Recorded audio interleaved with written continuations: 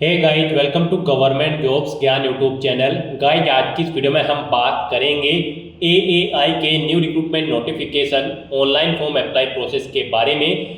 जी हाँ दोस्तों, airports authority of India AAI ने यहाँ पर सीनियर असिस्टेंट और जूनियर असिस्टेंट के 206 खाली पदों को भरने के लिए नोटिफिकेशन रिलीज कर दिया है। कैसे आप इस भर्ती में पार्टिसिपेट करने के लिए अपने फॉर्म अप्लाई कर सकते हो बिना कोई मिस्टेक किए हुए, इसकी पूरी जानकारी हम आपको स्टेप बाय स्टेप रजिस्ट्रेशन से लेकर प्रिंट तक इस वीडियो में देंगे। बस आपको इस वीडियो को स्किप के बिना शुरू से लेकर एंड तक देखना है। उसके बाद वीडियो पसंद आए तो इसे लाइक और शेयर कर दें। चैनल पर नए हो तो इसे सब्सक्राइब कर लें। साथ ही साथ दोस्तों, यहाँ पर फॉर्म अप्लाई करते हुए आपके सामने जो जो भी प्रॉब्लम आ रही है उन सभी का हल आपको इस वीडियो में मिल जाएगा। और हम आपको ये भी बताएंगे कि कौन सी वो कॉमन मिस्टेक है जिसे करने से आपका एप्लीकेशन फॉर्म यहाँ पर रिजेक्ट हो सकता है। तो आपको उस मिस्टेक को अवॉइड करते हुए अपना फॉर्म अप्लाई करना है और अपने फॉर्म को रिजेक्ट होने से बचाना है।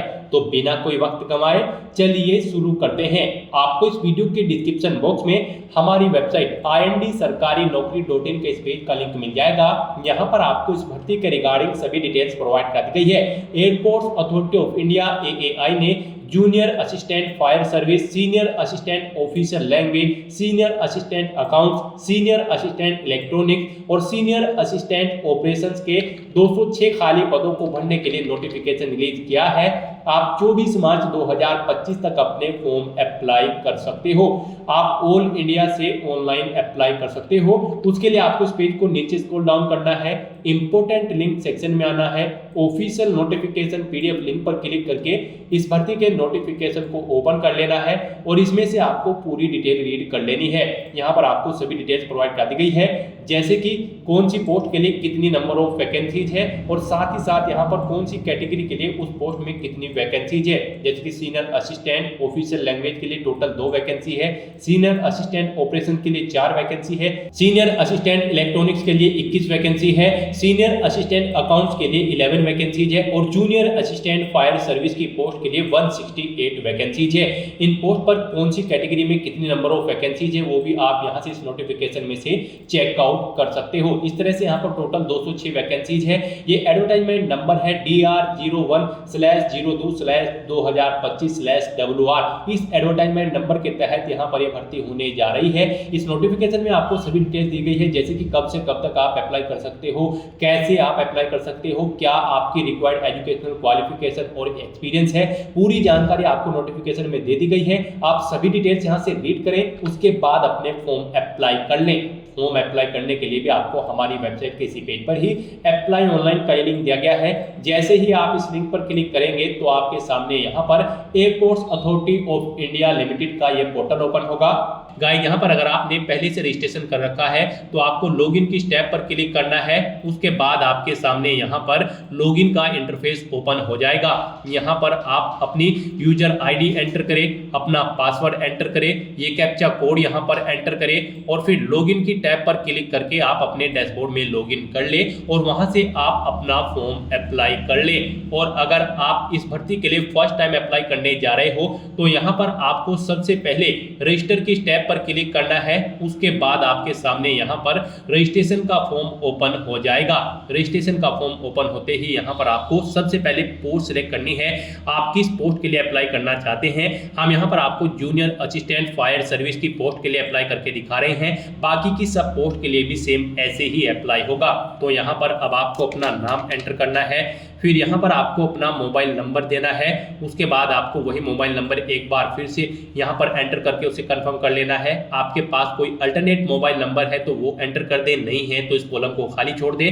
फिर यहाँ पर आप अपना ईमेल एड्रेस एंटर करें, उसे एक बार फिर से एंटर करके कंफर्म कर ले और उसके बाद आप यहाँ पर जनरेट OTP ऑप्शन पर क्लिक कर दें। फिर आपके सामने कुछ इस तरह से इंटरफेस ओपन होगा। यहाँ पर आपको ये कैप्चा कोड एंटर करना है और सबमिट बटन पर क्लिक कर देना है। उसके बाद आपके मोबाइल नंबर और ईमेल एड्रेस पर एक OTP गया होगा, वो OTP आपको यहाँ पर एंटर करना है और वैलिडेट OTP ऑप्शन पर क्लिक करके अपना मोबाइल नंबर और ईमेल आईडी को यहाँ पर वेरीफाई कर लेना है। फिर यहाँ पर आपको डिक्लेरेशन सेक्शन में आना है, आई एग्री चेकबॉक्स को ओके करना है, ये कैप्चा कोड यहाँ पर दोबारा से एंटर करना है और फिर आपको रीवेरीफाई ऑप्शन पर क्लिक कर देना है। फिर आपने पीछे जो डिटेल प्रोवाइड कराई है उसका पूरा प्रीव्यू यहाँ पर आपको शो किया जाएगा। इनके सामने इन चेकबॉक्सेस को आपको ओके करना है और सबमिट बटन पर क्लिक कर देना है।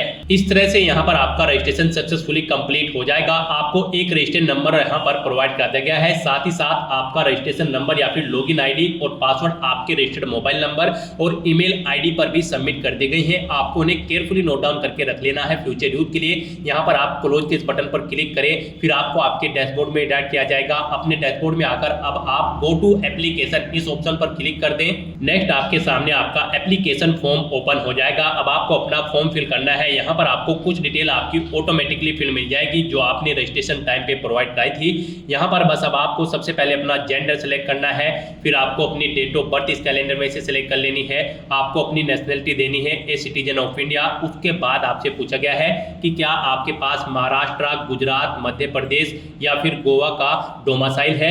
इन्हीं स्टेट के कैंडिडेट इस भर्ती पर अप्लाई करने के लिए एलिजिबल हैं, तो यहाँ पर आपको यस ऑप्शन सेलेक्ट करना होगा, अदरवाइज आप एलिजिबल नहीं होंगे इस भर्ती में अप्लाई करने के लिए। उसके बाद यहाँ पर आपको अपनी कैटेगरी सिलेक्ट करनी है, जिस कैटेगरी से आप बिलोंग करते हैं। फिर आपको इस पेज को नीचे स्क्रॉल करना है, फिर यहाँ पर आपको अपने फादर का नाम एंटर कर देना है। उसके बाद आपको अपनी मदर का नाम एंटर करना है। उसके बाद आपको अपना मैरिटल स्टेटस सिलेक्ट करने लेना है, फिर आपको अपना रिलीजन यहाँ पर सिलेक्ट करना है। उसके बाद यहाँ पर आपको अपनी टैक्स सिटी प्रेफरेंस देनी है। यहाँ पर आपको 3 चॉइसेस दी गई है, आप अपनी चॉइस के अकॉर्डिंग 3 टेस्ट सिटी यहाँ पर सिलेक्ट कर लें। आप जिस सिटी को फर्स्ट नंबर पर प्रेफरेंस देना चाहते हैं उसे फर्स्ट नंबर पर सिलेक्ट करें, जिसे सेकंड नंबर पर प्रेफरेंस देना चाहते हैं उसे आप सेकंड नंबर पर सिलेक्ट कर लें। इस तरह से आपको अपनी टेस्ट सिटी यहाँ पर सिलेक्ट कर लेनी है। फिर आपसे पूछा गया है कि क्या आप PWBD कैंडिडेट है और आपकी PWBD की परसेंटेज 40% से अबव है। अगर है तो यस करें और फिर यहाँ पर आप एलिजिबल नहीं होंगे इस भर्ती में पार्टिसिपेट करने के लिए, तो यहाँ पर अब आपको नो ऑप्शन सिलेक्ट करना है। उसके बाद आपसे पूछा गया कि क्या आप EX सर्विसमैन है, अगर है तो यस करें और उसकी डिटेल दें, नहीं है तो यहाँ पर आप नो ऑप्शन सिलेक्ट कर लें। फिर आपसे पूछा गया कि क्या आप EX अग्निवीर है, अगर है तो यस करें और फिर यहाँ पर आप बताएं first batch of Agnipath scheme है, अगर है तो यस आप ऑप्शन सिलेक्ट करें, नहीं तो नो ऑप्शन सिलेक्ट करें। उसके बाद अगर आप यहाँ पर EX अग्निवीर नहीं है तो आपको नो ऑप्शन सिलेक्ट कर लेना है।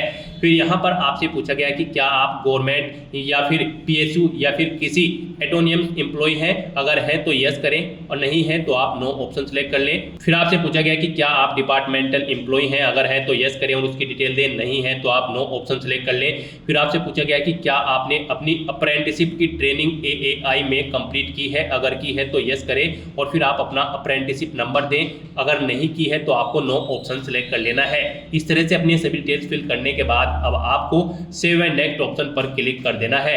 नेक्स्ट यहाँ पर आपको अपनी कम्युनिकेशन डिटेल देनी है। यहाँ पर आप सबसे पहले अपना कोरोस्पोंडेंस एड्रेस एंटर करें, इसमें आप अपनी कंट्री सिलेक्ट करें, स्टेट सिलेक्ट करें, डिस्ट्रिक्ट सिलेक्ट करें, अपना पोस्टल कोड दें और फिर आप यहाँ पर अपना परमानेंट एड्रेस एंटर करें। और अगर आपका परमानेंट एड्रेस आपके कोरोस्पोंडेंस एड्रेस के अकॉर्डिंग सेम है तो यहाँ पर आप each permanent address same as correspondence address में यस के इस ऑप्शन पर क्लिक कर दें। ऑटोमेटिकली आपका परमानेंट एड्रेस आपके कोरोस्पोंडेंस एड्रेस के अकॉर्डिंग फिल हो जाएगा और फिर आपको सेव एंड नेक्स्ट ऑप्शन पर क्लिक कर देना है। नेक्स्ट यहाँ पर आपको अपनी क्वालिफिकेशन और एक्सपीरियंस की डिटेल देनी है।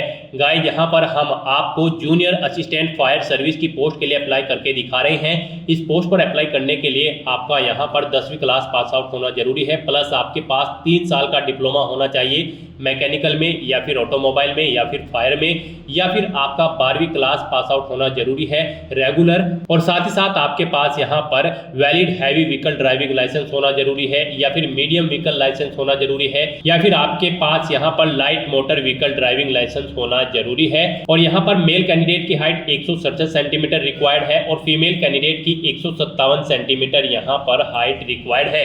तो इस एलिजिबिलिटी क्राइटेरिया को ध्यान में रखते हुए आपको अपनी एजुकेशनल क्वालिफिकेशन देनी है अगर आप जूनियर असिस्टेंट फायर सर्विस की पोस्ट के लिए अप्लाई कर रहे हैं, और बाकी की पोस्ट के लिए भी आप एजुकेशनल क्वालिफिकेशन की डिटेल यहाँ से चेकआउट कर सकते हो। और अगर आप सीनियर असिस्टेंट ऑफिसर लैंग्वेज की पोस्ट के लिए अप्लाई करने जा रहे हैं तो फिर आपके पास मास्टर डिग्री होनी चाहिए। यहाँ से आप चेकआउट कर सकते हो। आप जिस भी पोस्ट के लिए अप्लाई करने जा रहे हैं आप उसका एलिजिबिलिटी क्राइटेरिया यहाँ से चेकआउट कर ले। आप ऑफिशियल नोटिफिकेशन में से भी अपनी यहाँ पर एजुकेशनल क्वालिफिकेशन की डिटेल चेकआउट कर सकते हो पर्टिकुलर पोस्ट के लिए, और उसके अकॉर्डिंग यहाँ पर आपको अपनी क्वालिफिकेशन की डिटेल देनी है। तो यहाँ पर हम आपको जूनियर असिस्टेंट फायर सर्विस की पोस्ट के लिए अप्लाई करके दिखा रहे हैं। उसके लिए यहाँ पर सबसे पहले आपको अपनी 10वीं क्लास की डिटेल देनी है।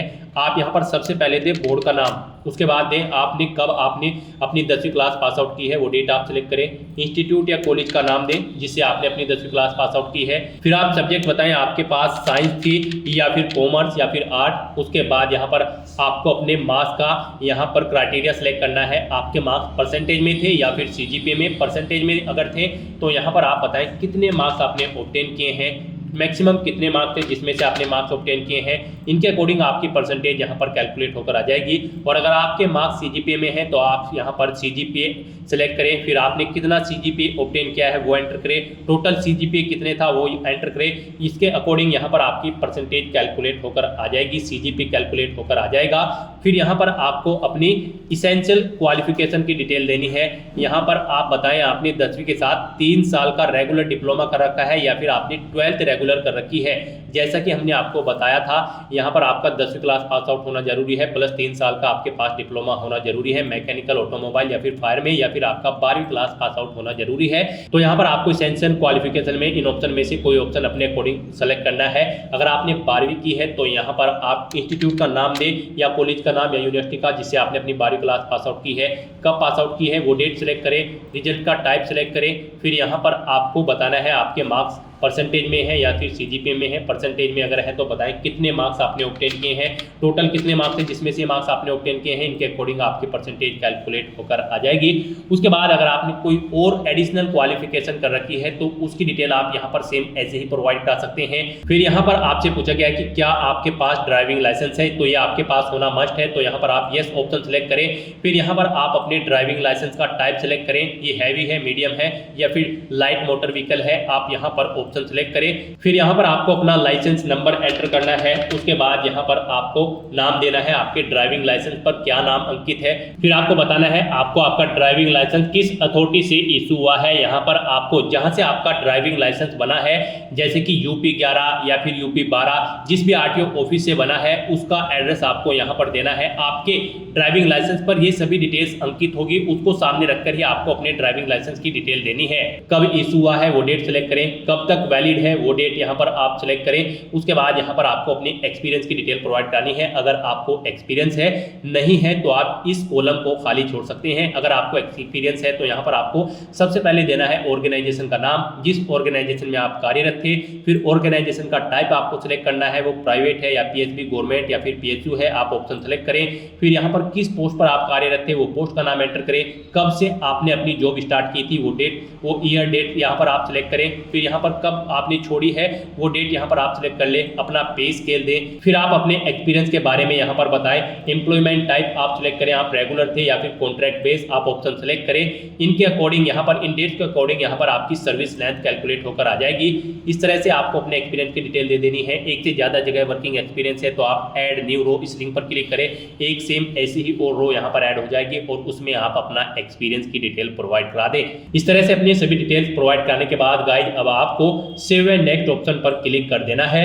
नेक्स्ट यहाँ पर आपको अपने डॉक्यूमेंट अपलोड करने हैं। यहाँ पर आपको अपना पासपोर्ट साइज फोटो, सिग्नेचर, 10वीं क्लास का सर्टिफिकेट या फिर मार्कशीट, इसेंशियल क्वालिफिकेशन का सर्टिफिकेट, अगर डिग्री कर रखी है तो उसका सर्टिफिकेट अपलोड कर दें, नहीं है तो आप इसे छोड़ दें। उसके बाद आपको अपना स्टेट डोमिसाइल सर्टिफिकेट अपलोड करना है। एक्सपीरियंस है तो उसका सर्टिफिकेट अपलोड कर दें, नहीं है तो इसे छोड़ दें। फिर आपको अपना कास्ट सर्टिफिकेट देना है। फिर यहाँ पर आपको अपना कास्ट सर्टिफिकेट देना है अगर आप रिजर्व कैटेगरी से बिलोंग करते हैं। उसके बाद यहाँ पर आपको अपना ड्राइविंग लाइसेंस सर्टिफिकेट देना है। तो यहाँ पर अपने डॉक्यूमेंट्स को अपलोड करने के लिए आपको पर्टिकुलर डॉक्यूमेंट के सामने click here to upload option पर क्लिक करना है। फिर आपके सामने कुछ इस तरह से पॉपअप ओपन होगा। यहाँ पर आपको सभी क्राइटेरिया प्रोवाइड कर दिया गया है, आपका ये डॉक्यूमेंट के लिए क्या गाइडलाइन है, इसके अकॉर्डिंग आपको अपने डॉक्यूमेंट अपलोड करने हैं। जैसे कि यहाँ पर आपका फोटो 100 KB से 200 KB के बीच में होना चाहिए और ये जेपीजी या फिर जेपीईजी फॉर्मेट में होना चाहिए। लेंथ इसकी यहाँ पर 3.5 सेंटीमीटर इंटू 4.5 सेंटीमीटर होनी चाहिए और ये 200 DPI में होना चाहिए। तो इस गाइडलाइन के अंतर्गत आपको अपना फोटो यहाँ पर अपलोड करना है। इसके लिए आपको drop file share slash browse to upload इस ऑप्शन पर क्लिक करना है, फाइल को सिलेक्ट करना है और उसे यहाँ पर आपको अपलोड कर देना है। और फिर उसके बाद आपको व्यू अपलोडेड फोटो या सिग्नेचर या फिर डॉक्यूमेंट्स, इस लिंक पर क्लिक करके अपने इन डॉक्यूमेंट्स को व्यू कर लेना है। गाइस यहाँ पर आपको दी गई गाइडलाइंस के अकॉर्डिंग ही अपने डॉक्यूमेंट अपलोड करने होंगे, अदरवाइज यहाँ पर आपका एप्लीकेशन फॉर्म रिजेक्ट हो जाएगा। तो आपको दी गई गाइडलाइंस के अकॉर्डिंग अपने डॉक्यूमेंट अपलोड करने हैं। तो इस तरह से यहाँ पर आपको अपने सभी डॉक्यूमेंट्स अपलोड कर देने हैं। उसके बाद यहाँ पर आपको पेमेंट की डिटेल शो कर दी जाएगी। गाइस यहाँ पर जैसे हमने आपको स्टार्टिंग में ही बताया था, जनरल ओबीसी ईडब्ल्यूएस कैंडिडेट को 1000 रुपये फीस के रूप में जमा कराने हैं। एससी एसटी फीमेल कैंडिडेट के लिए कोई फीस नहीं है। तो यहाँ पर आपको आपकी कैटेगरी के अकॉर्डिंग एप्लीकेशन फीस का अमाउंट शो कर दिया जाएगा। यहाँ पर रिजर्व कैटेगरी कैंडिडेट को फीस जमा नहीं करानी है। फिर आपको इस पेज को नीचे स्क्रॉल डाउन करना है, डिक्लेरेशन सेक्शन में आना है, इन चेकबॉक्सेस को ओके करना है इन गाइडलाइन को रीड करने के बाद, और फिर यहाँ पर आपको इस कैप्चा कोड को एंटर करना है और प्रीव्यू बटन पर क्लिक करके अपने एप्लीकेशन फॉर्म का प्रीव्यू चेकआउट कर लेना है। कहीं पर कोई मिस्टेक है तो आप बैक बटन पर क्लिक करके एडिट कर सकते हो, नहीं तो यहाँ पर अब आपको सबमिट बटन पर क्लिक कर देना है। जैसे ही आप सबमिट बटन पर क्लिक करेंगे आपके सामने मैसेज शो हो जाएगा, आपका एप्लीकेशन फॉर्म सक्सेसफुली सबमिट हो चुका है। आप क्लोज बटन पर क्लिक करें। यहाँ पर अगर आप रिजर्व कैटेगरी से बिलोंग करते हैं तो आपका एप्लीकेशन फॉर्म सबमिट हो जाएगा, और अगर आप यहाँ पर जनरल ओबीसी ईडब्ल्यूएस कैंडिडेट हैं तो फिर आपको फीस पेमेंट करना होगा। फीस आप डेबिट कार्ड, क्रेडिट कार्ड या फिर नेट बैंकिंग या फिर यूपीआई के माध्यम से कर सकते हो। उसके बाद आपका एप्लीकेशन फॉर्म सबमिट हो जाएगा और फिर आपके सामने यहाँ पर कुछ इस तरह से इंटरफेस ओपन होगा। आप प्रिंट के इस बटन पर क्लिक करें और अपने एप्लीकेशन फॉर्म का एक हार्ड कॉपी प्रिंट आउट ले लें, फ्यूचर यूज के लिए, फ्यूचर रेफरेंस के लिए। तो दोस्तों ऐसे आप air force authority of India junior assistant और सीनियर असिस्टेंट के 206 खाली पदों को भरने के लिए अपने फॉर्म अप्लाई कर सकते हो बिना कोई मिस्टेक किए हुए। आज की इस वीडियो में बस इतना ही। आई होप ये वीडियो आपको पसंद आई होगी। अगर पसंद आई हो तो इसे लाइक और शेयर करें, चैनल पर नए हो तो इसे सब्सक्राइब कर लें। Thanks for watching.